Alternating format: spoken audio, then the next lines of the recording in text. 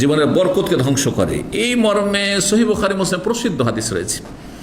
রাসূলুল্লাহ সাল্লাল্লাহু আলাইহি ওয়াসাল্লাম বলেন, মা মিন ইয়াউমিন ইউসবিহুল ইবাদু ফিহি, যে কোনো দিন যখন বান্দার সকাল হয়, এখন রাত, আমাদের প্রত্যেকের সকাল হবে যদি হায়াত থাকে, ঠিক না? যে কোনো দিন যখন সকাল হয়, ভোর হয়, ইল্লা মালাকান ইয়ানজিলানি, ভোরের বেলা দুটো ফেরেশতা নেমে আসেন, দুজন ফেরেশতা নেমে আসেন।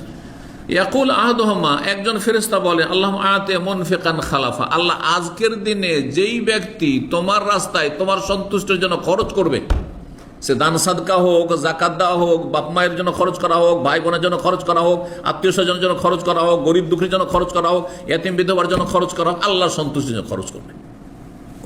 নিজে শুধু ভালো ভালো খাবে আর প্রতি সপ্তাহে ছেলে মেয়ে নিয়ে গিয়ে রেস্টুরেন্টে বসবে আর তারপর আড্ডা দেবে আর কফি শপে বসবে আর গিয়ে বিনোদন করবে, না না না, এই জন্য পয়দা করেনি। আপনাকে পয়দা করেছে আপনি মানুষের ফায়দা করে দেবেন, কিছু আপনার মাধ্যমে কিছু মানুষ লাভবান হোক। আপনি যেমন অন্যের মাধ্যমে লাভবান হয়েছেন বা হচ্ছেন, হয়তো কোনো ক্ষেত্রে আপনার মাধ্যমে অন্যর লাভবান হবে, এটা হওয়া উচিত। একজন মানুষ আরেকজন মানুষের পরিপূরক, কেউ পারফেক্ট না, কেউ পারফেক্ট না। আমি যদি আপনাকে এলম বিতরণ করতে পারি, তো আল্লাহ আপনাকে পয়সা দিয়েছেন, আপনাকে পয়সা বিতরণ করতে আল্লাহ রাস্তায় আপনাকে